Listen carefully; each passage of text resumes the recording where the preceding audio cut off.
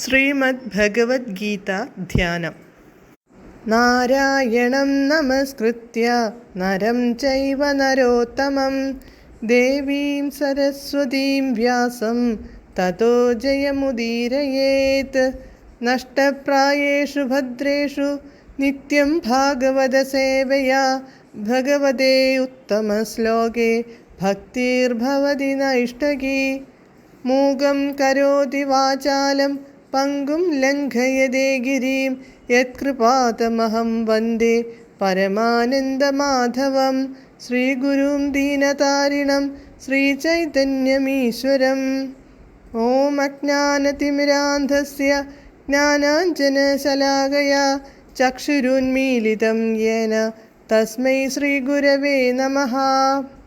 നമഃ ഓം വിഷ്ണുപാദായ കൃഷ്ണപ്രേഷ്ഠായ ഭൂതലേ ശ്രീമദേ ഭക്തിവേദാന്ത സ്വാമിന്നിധി നാമിനേ. നമസ്തേ സാരസ്വതേ ദേവേ ഗൗരവാണി പ്രചാരിണേ നിർവിശേഷ ശൂന്യവാദി പാശ്ചാത്യദേശതാരിണേ.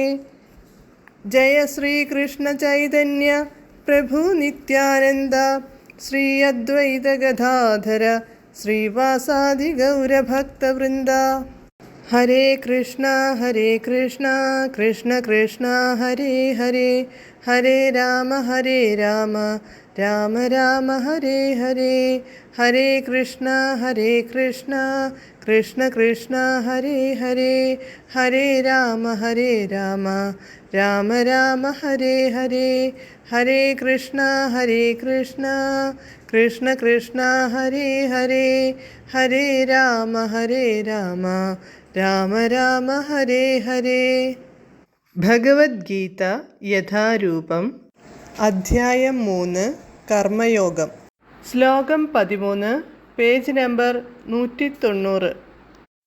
യജ്ഞശിഷ്ടാശിനഃ സന്തോ മുച്യന്തെ സർവകിൽബിഷൈഃ ഭുഞ്ജത്തെ തേ ത്വഘം പാപാ യേ പചന്ത്യാത്മകാരണാത്. പദാനുപദം.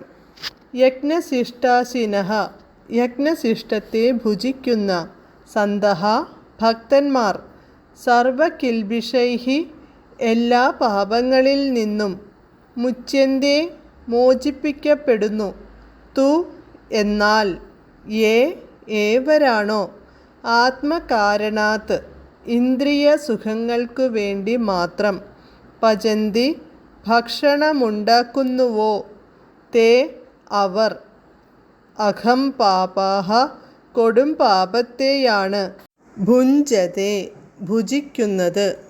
വിവർത്തനം.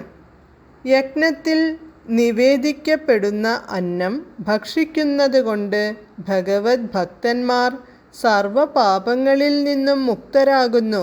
സ്വയം ആസ്വദിക്കാൻ വേണ്ടി മാത്രം ഭക്ഷണമുണ്ടാക്കുന്നവർ പാപത്തെയാണ് ഭുജിക്കുന്നത്. ഭാവാർത്ഥം. ഭഗവത് ഭക്തന്മാരെ അഥവാ കൃഷ്ണാവബോധമുണർന്നവരെ സന്തഃ എന്നു വിളിക്കുന്നു. ബ്രഹ്മസംഹിതയിൽ പറയുന്നതുപോലെ അവരെപ്പോഴും ഭഗവാനെ പ്രേമിച്ചുകൊണ്ടിരിക്കും. പ്രേമാഞ്ജനചുരിത ഭക്തി വിലോചനേന സന്തഃ സദൈവ ഹൃദയേഷു വിലോകയന്തി. സത്തുക്കൾ എപ്പോഴും ഗോവിന്ദനും ആനന്ദദായകനും മുകുന്ദനും മുക്തിദാതാവും ആയ കൃഷ്ണനിൽ, സർവാകർഷകനിൽ പ്രേമബദ്ധരാകയാൽ ആദ്യം തന്നെ അവിടത്തേക്ക് നിവേദിക്കാതെ യാതൊന്നും സ്വീകരിക്കുകയില്ല.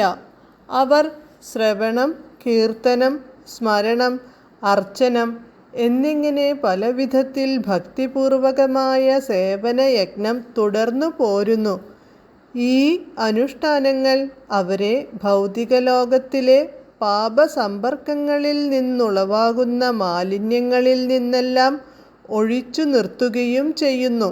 തനിക്ക് മാത്രമായോ ഇന്ദ്രിയ സന്ദർപ്പണത്തിനോ ആഹാരമൊരുക്കുന്നവരാകട്ടെ ചോരന്മാരാണെന്ന് മാത്രമല്ല, പല വിധത്തിലുള്ള പാപഭോക്താക്കളും കൂടിയാണ്.